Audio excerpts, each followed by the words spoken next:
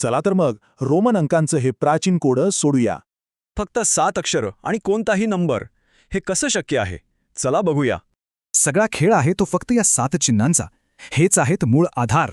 ही आहेत ती 7 चिन्ह I, V, X, L, C, D आणि एम. प्रत्येकाची एक ठरलेली किंमत आहे. यांचा सगळ्यात पहिला आणि महत्त्वाचा नियम आहे बेरजेचा. जेव्हा मोठ्यानंतर लहान चिन्ह येतं तेव्हा सरळ सरळ त्यांची बेरीज करायची. उदाहरण बघूया 71चं जे आपल्या क्विजमध्ये होतं.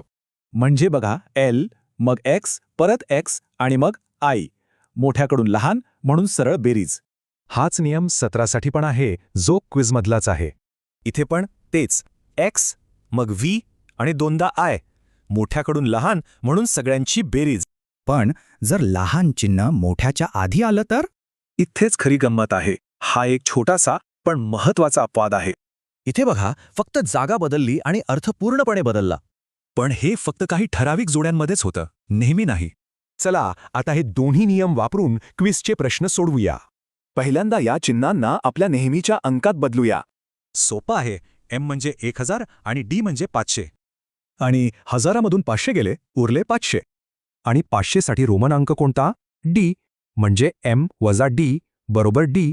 चला आता पुढचा प्रश्न बघूया. इथे वजाबाकीचा नियम आठवायचा. IV म्हणजे 4, 6 नाही. मग आता गुणाकार सोपा आहे. 4 गुणिले 5 होतात 20. आणि 20 म्हणजे 2×10 म्हणजेच रोमनमध्ये XX. तर नियम अगदी सोपे आहेत. पुढे आलं तर बेरीज आणि मागे गेलं तर वजाबाकी. शून्य नसतानाही चालणारी ही सिस्टेम खरंच भारी आहे. साधे नियम पण काम मोठं.